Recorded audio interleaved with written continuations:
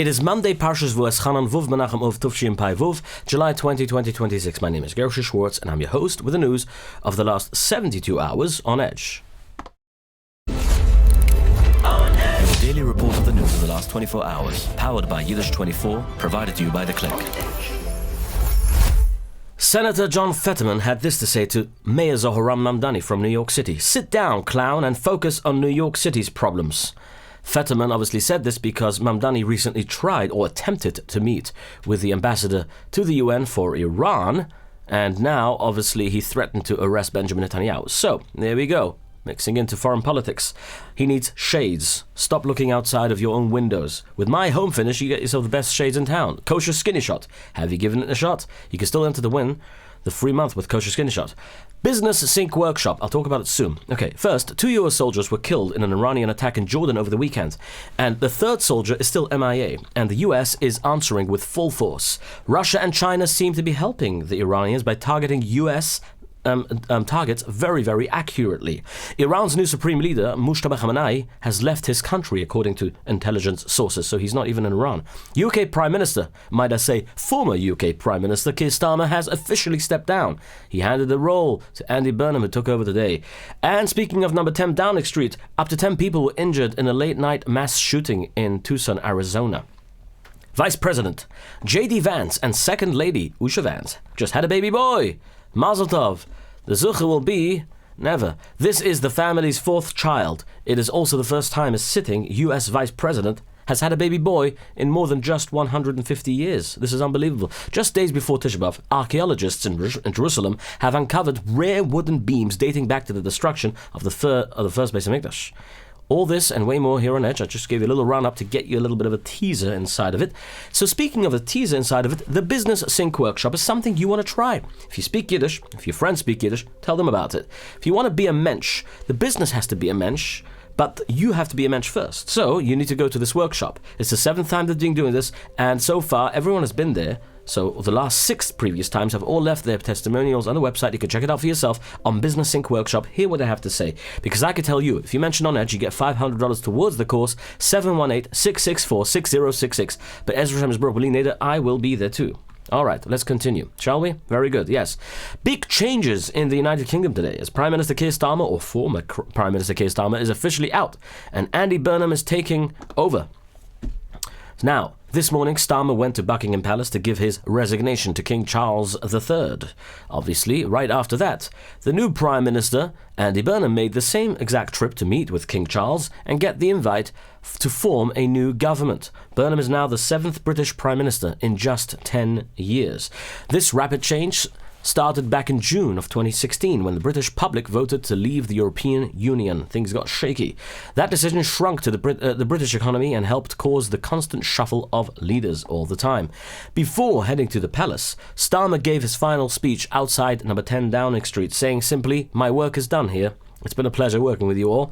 He exits the job after serving as Prime Minister for only 2 years. Burnham then went back to Downing Street and gave his first speech as Prime Minister. I don't know how long he'll last because I know that the elections are happening in the end of the year. He told the country, "I want to be honest with you. We have not been good enough and we need to be better. We will be." He plans to stay there forever, he says. Andy Burnham has invited US President Donald J. Trump to visit Manchester in one of his first telephone calls since entering 10 Downing Street. Last night, US President Donald J. Trump commented on the new Prime Minister's plans. He wrote on Truth Social, the people of Aberdeen in Scotland are dancing in the streets because the new Prime Minister, Andy Burnham, has stated that he will be opening up all the way the invaluable North Sea oil. It is one of the greatest sources of quality oil on Earth, has hundreds of years of capacity left, with much not even found yet, and will make the United Kingdom from a poverty-stricken disaster to one of the richest countries anywhere in the world. With Hashem's help, On Edge is also bringing to you a powerful, heartbreaking program that will simply tear at your heart. Why did I not make a break between the two? Because I wanted you to get into it. Just the way you are going to get into it and not even realize how much time has passed when listening or watching this beautiful program. If you understand Yiddish, obviously, it's going to be airing exclusively on Yiddish 24. Where you will be able to stream and listen to this and watch it, or if you want to call Kol Mevaser, it will be on Kol Mevaser as well, 118 from the main menu. So 2 hours of real personal heartbreaking stories about the deep ongoing struggles of our Jewish brothers and sisters in Israel since October 7th, but even more than that, way more chizik, because you will hear stories that will turn over your whole world. You won't believe it. Not sad, but in a good chazik way, because this is what we need. We need chizik in Tisha B'Av. All right, so let's continue. The American death toll has reached 17 soldiers, as the US and Iran continue to fire heavily at each other. Speaking of which, 2 soldiers were killed when an Iranian missile and drone hit the Muwafaq Salti airbase, which is in Jordan. A woman soldier, a young girl soldier, Mrs. Gonzalez, Private Mrs. Gonzalez, just 19 years old only, from Texas, was killed on Friday, and First Lieutenant Tyler Feehan, 25, from Hawaii, on Shabbos. Both were air defense soldiers. 4 more soldiers were hurt and taken to a hospital in Jordan. All 4 are already out. Others had light injuries and are back at their posts. A 3rd soldier is still missing. The MIA, the Army, found remains on Sunday, but has not yet said if they are his. Secretary of State Marco Rubio explained what happened. We shot down almost all of the missiles. 1 leaked through and hit the wrong place. And tragically, it's heartbreaking, Iran has hit the base 4 times in 5 days. Another American was killed in northern Iraq on Saturday while safely blowing up a crashed Iranian drone that didn't explode, so it couldn't explode on its own. The US answered with heavy bombing. Shabbos night, I think it was Motzei Shabbos actually, was the 8th straight night of American strikes for 5.5 hours, and early this morning a 9th round began. This morning President Trump warned the chair on Truth Social, saying, every time Iran kills an American soldier, they will pay for that killing many times over, he said. And the order has been passed. The Secretary of War, Pete Hegseth, and every single leader in the military. President Trump is also calling for new heavy sanctions on Iran. He also wrote on Truth Social, quote, Republicans should add Iran to the Russian sanctions bill. That's what Lindsey Graham would have wanted to do. And it was going to happen. It's important, he writes. That is the big Russia sanction bill named for Senator Lindsey Graham, who died last week. They're calling it the Lindsey Graham Act. Fighter jets flying off American aircraft carriers. Warships firing cruise missiles, attack drones in the air, and attack sea drones. Small unmanned boats packed with explosives that drive themselves into the target hit Iranian air defenses, coastal radar stations, missile and drone storage sites, and the Revolutionary Guard, the IRGC units behind the Jordanian attack. The jets flew hundreds of miles deep into central Iran. For the first 7 nights, America had mostly fired from a distance. Sunday night's round hit military command centers, missile and drone launch sites, and also communication lines. 2 aircraft carriers are running the air war from the water, and a 3rd is reported to be on its way right now. American bombs also hit the Darkovin nuclear power plant, a facility still being built in Iran's southwest. Iran confirmed the actual bomb, the strike, and the UN's nuclear inspector said that the site is in early construction phases and holds no nuclear material yet, or as far as they know. In response, Iran's Revolutionary Guard fired ballistic missiles and drones at American bases in Kuwait, Qatar, and also Bahrain again, who got hit the hardest, by the way. US camps, Navy fuel piers, air bases, warehouses, and power plants were damaged across these countries. Iran is also firing back in the Strait of Hormuz, obviously. The Revolutionary Guard says 4 ships tried to sneak through with their trackers turned off, and 2 of them ended up stopped. The Guard is calling those accidents, obviously. And early this morning, a ship caught fire in the strait near the coast of Oman. The US is also doing the same. They told 6 ships to turn around because of the blockade. The only difference is they tell them. The Iranians shoot at them. And Iran almost did not dare to directly hit Israel. Well, on Sunday, Iran fired ballistic missiles, like I said, at Aqaba in Jordan, right next to Eilat. American air defenses shot down the missiles. Jordan says it downed 3 of them, and Israel's Iron Dome fired 2 interceptors to blow up debris before it could land in Israeli territory. Pieces of the interceptors fell in open areas of northern Eilat, and nobody was hurt.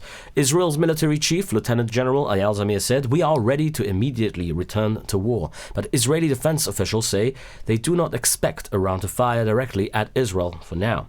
Despite all the fighting, mediators are still trying to negotiate. US officials say Washington is open to diplomacy, but only if the attacks on ships stop. My friend, one of my listeners, Reb Mendel Frischman, said, he told me last week, in the name of some comedian, said, "Blitz soll sich gießen, aber Schulem soll sein, diplomatisch." You understand what that means? You understand what it means? Iran's supreme leader, Moshe Khamenei, supposedly left the country. And Israeli security officials told a Saudi news channel that Khamenei is not in Iran even, and that his messages are being written by the IRGC chief Ahmad Vahidi. Khamenei has not been seen in public since he took over in March after his father was killed in the strikes on Shabbat. He did not even participate in his Verschleppenisch, like, again, my great uncle Reb Myram Stern used to say. We say on Rishuim. Anyway, thanks again to Reb Mendel Fishman for bringing it up. Ironically, a new message did come out in his name over the weekend, calling for sacred unity. This message also stated that it was a duty for the Iranian population and officials to refrain from division, political disputes, and increase in social differences so that the enemies will not detect any sign of weakness. Qatar is quietly working to free Iranian Yidden imprisoned in Iran. It is doing this to improve its own relationship with Washington. 5 Iranian Yidden were arrested in recent weeks for criticizing the regime.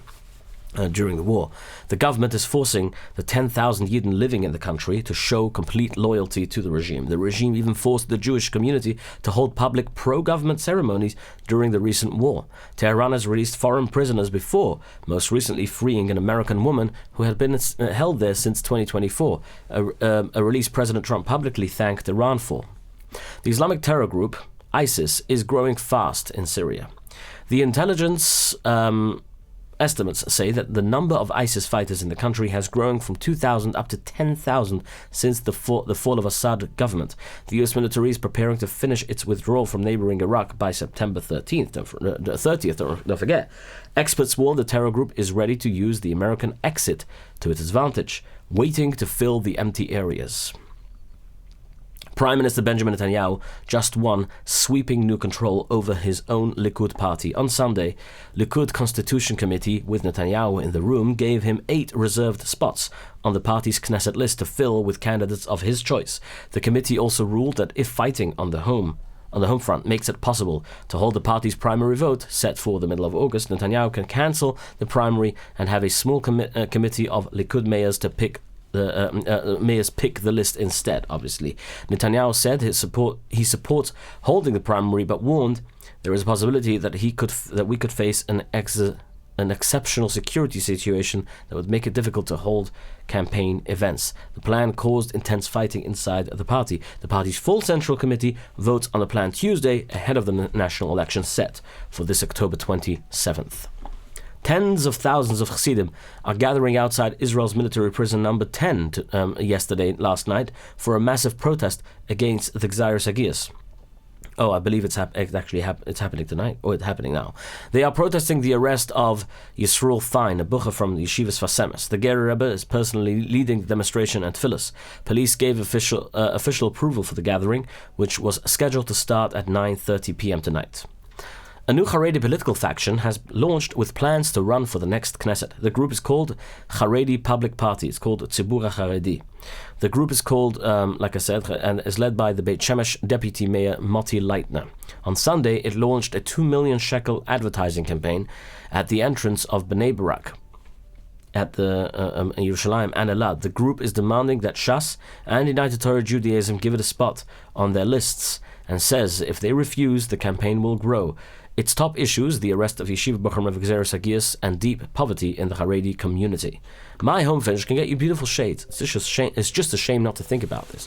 American-made shades, blinds and curtains for a lot less than the other guys, without even giving up any quality. My HomeFinish gives you completely hassle-free service run by Hamish Yidden, 100%, proudly employs 100% Hamish Yidden. Because of they are so massive and the leading brand, obviously, they can afford to be cheaper than 90% of their competitors.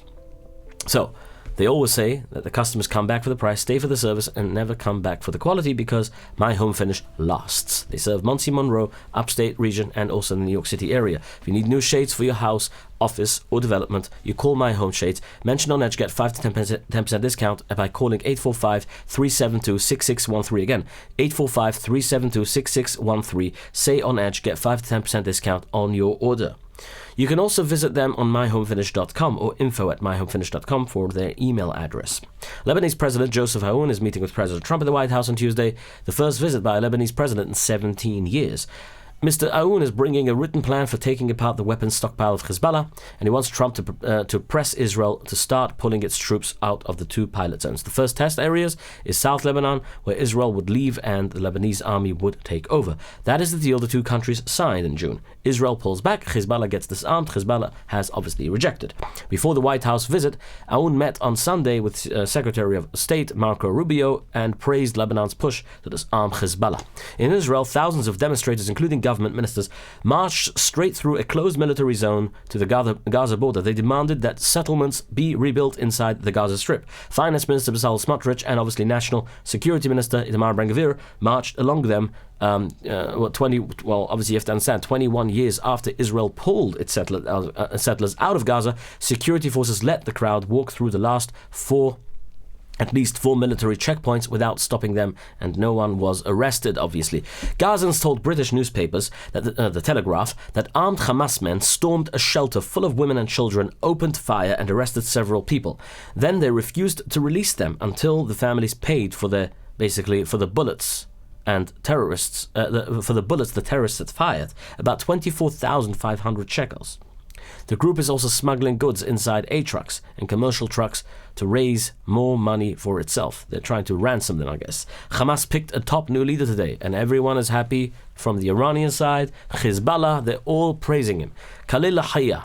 He won a secret internal vote, beating the group's longtime former chief, Khalid Michel, in a runoff. Now, Al-Hayya is the man who obviously sat at Hamas's chief negotiator in the ceasefire and hostage talks. We spoke about him last week, how he's a billionaire.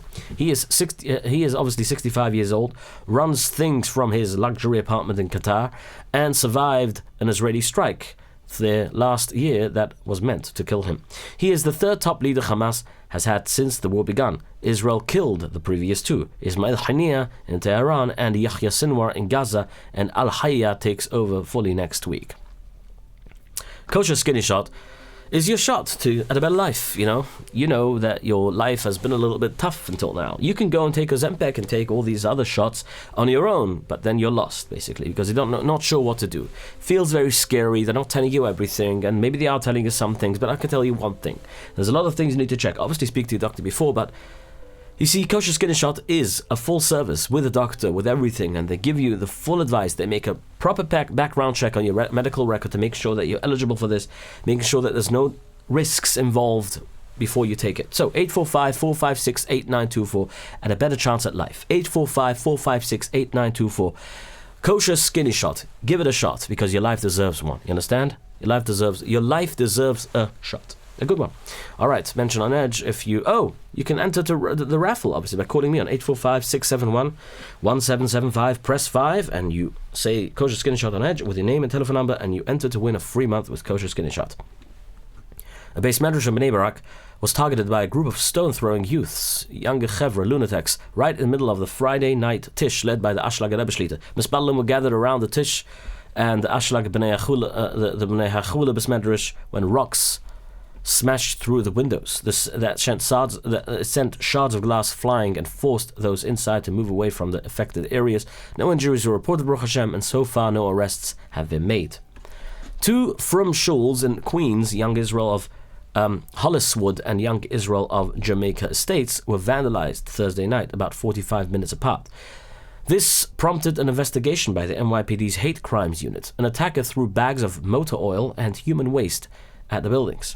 The NYPD's Hate Crime Task Force is investigating. No one was hurt. Nobody was arrested so far.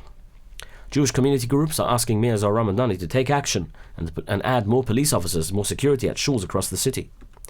A new poll shows close to a third of young Americans see Yidden as a threat to the unity of American society. The survey released Thursday by the Blue Square Alliance Against Hate found that 29% of adults under 45 hold that view, compared to 13% of Americans over 60.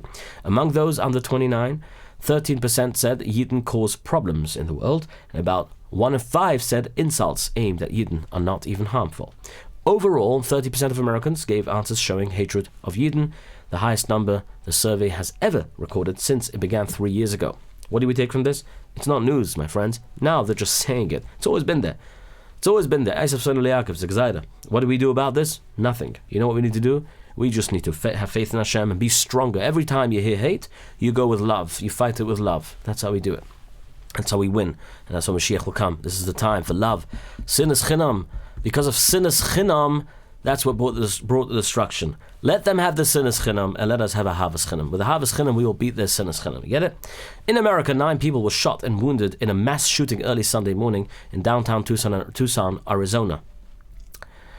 Police say a fight between 2 groups turned into gunfights around 2 a.m. in the morning in a crowded entertainment district on East Congress Street, and bystanders were obviously hit. Officers on foot patrol heard the shots, ran towards them, found the gunman running away, and officers shot him. He is in the hospital right now, fighting his life, in custody, obviously. Officials say they are hopeful that all 9 wounded people will recover. That same morning, another mass shooting outside Minneapolis, Minneapolis Event Center, wounded 9 more. 19 people hit. In total, between, obviously, 18 people hit. I'm including this guy, the gunman, but whatever. Yeah, I don't know why they do that with the news. They say 19 people. No, 18 people were hit, and the gunman is shot as well. President Trump says that the new Air Force One, the plane that came as a gift from Qatar, a $400 million plane, will be pulled out of service in about a month for major security upgrades. Reporters asked him on Sunday whether the plane is missing missile defenses. Trump answered, he didn't answer obviously, he said, it has a lot of capabilities, but as I understand it, in about a month or so, they're going to send it to have it be maxed out. Earlier this month, Trump switched to the older Air Force One, for those of you who remember, for a flight out of Turkey, right, during the fighting with Iran, because of a threat. U.S. Immigration and Customs Enforcement officers will now soon be required a body camera when stopping vehicles. Trump administration border czar Tom Homan announced it, the new role on Sunday, following a series of fatal shootings involving ICE officers. Under the new order, officers conducting vehicle stops must wear at least 1 body camera to increase transparency. Also, from now on, Homeland Security will be the ones doing internal investigations against ICE instead of FBI. New York City's Mamdani says his administration is checking whether the city can legally arrest Prime Minister Benjamin Netanyahu if he comes to the UN General Assembly this September. Netanyahu's office called it a kangaroo court and said that the mayor is trying to distract from his own failed policies in New York. Senator John Fetterman, a Democrat from Pennsylvania, said Mamdani is just a clown to even say that, and told him to sit down and focus on the New York City problems. President Trump answered on Truth Social, Benjamin Netanyahu will not be arrested in any way, shape or form while in the United States of America. He is fighting against the Islamic Republic of Iran, which recently killed 52,000 innocent protesters and has spent the last 47 years killing American soldiers and obviously others.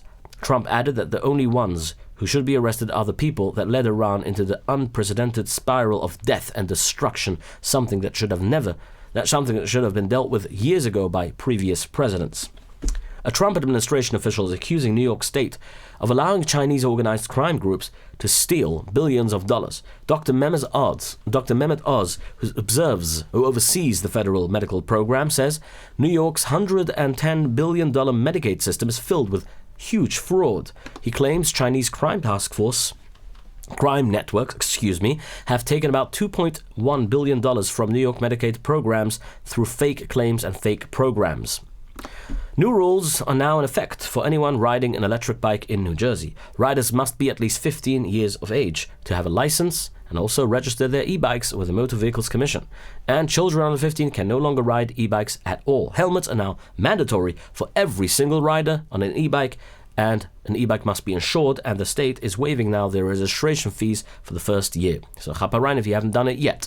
President Trump is warning that he may charge Canada for air pollution. That's because smoke from the more than 900 fires burning in Canada pushed air quality to dangerous levels in over a dozen states in the past week. On Friday, Trump wrote on Truth Social that Canada is guilty of willful negligence, that the smoke is costing the United States billions of dollars now, and that the cost must be of necessity to be added to the tariffs Canada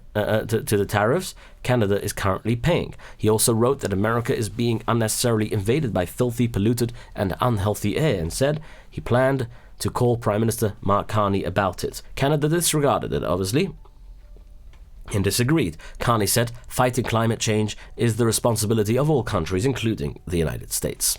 blaming on the United States about his dirty and not cleaned forests. Ukraine sent hundreds of air and sea drones into Russia overnight, hitting targets from Moscow region down to the occupied Crimea. The drones hit 7 Russian ships in the Black and Azov Sea, 3 oil tankers from Russia's Shadow Fleet, the ships they used to sneak oil past sanctions, right? Plus 4 cargo ships, and knocked out 6 air defense systems near the Yesek military airfields in southern Russia. Ukrainian drones also hit 7 electrical stations in Crimea, where the strikes have left the peninsula short on power. Over the weekend, a Ukrainian strike on the warehouse complex near Moscow killed at least 8 Russian warehouse workers. In return, Russia answered with one of its heaviest ballistic missile barrages of the war. Overnight into Sunday, Russia fired 41 missiles and 125 drones at Ukraine, mostly at Kiev. At least 6 people were killed and dozens were injured, and fires broke out in 5 districts of the capital. And this morning, a Russian strike on a cargo ship carrying corn near the port of Odessa killed at least 10 people. Hungarian Prime Minister Peter Magyar nominated a Jewish chess grandmaster to be the country's interim president. Her name is Judith Polgar. She is 49 years old, and many consider her the greatest female chess player ever. Magyar said that Hungary needs unity and peace, and that it would be a personal honor if she accepts the job. The European Union has once again postponed a new rule that would require travelers to get special permission before flying. The delay means that Israelis planning vacations or business trips to Europe in 2026 will not need to get pre-travel authorization before departure. President Donald Trump is ordering a federal review of the National Academy of Science. He says that the group published fraudulent and misleading scientific manuals about climate change. The manual came out in December, and its climate chapter was already withdrawn earlier this year after Republican state attorney general said it complained it was unfair to the oil and gas companies. On Truth Social, he wrote, "These bogus manuals were used by judges to decide massive climate change cases and have created huge losses across the country. These manuals have been totally discredited of our nation's federal judges, deserve facts and science, not political fraud and false science on climate." A fire broke out at the gravesite of the Tzion of the Heilige Reb Meir of Krečnev in Romania. The fire started from the large amount of candles lit by the Spalolim, and Reb Shlomo Neilinger from the local Hachnus Orchim noticed the flames right away and put them out immediately. Baruch Hashem, nobody was hurt. Just days before Tisha B'Av, heavy wooden beams burned in the Chorb of the first Beis HaMikdash were dug up and discovered in Yerushalayim at the old Givati parking lot in Ir David area just below the Har HaBayis. Archaeologists say the beams were the roof of a courtyard in a building from the time of the first Beis HaMikdash.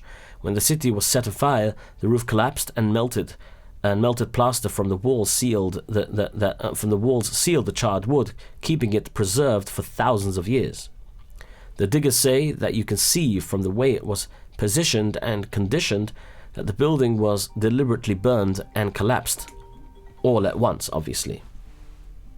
Why S Capital Group? I'll tell you why. Because if you want to borrow money, right, and you want to go somewhere, but you need to get the money first. Yes, you want to invest in your future. 718-831-2168. Real estate. It's a good investment, but you need some money to borrow it from YS Capital Group. Direct lending, no fast approvals and no closing costs. Ask them about it. 718-831-2168. Arrive Express, your taxi anywhere, everywhere in the upstate region of Monsey, New York, and obviously upstate region of Monroe, New York, and obviously further up even in the country. 845-622-1111 or 845-254-1111. Protobyte is there for you, to design your software, websites, and everything else that you need for your business. When you want to design something complex, with the AI race today, you think you can do it on your own, but really the truth is, the benefit is by investing it with someone who already has the experience and let them have the headache instead of you. 347-354-1237. I see myself doing that very, very soon. All right. Hatzlacha Rabba, my friends. Thank you so much for paying attention and staying with me today on Edge.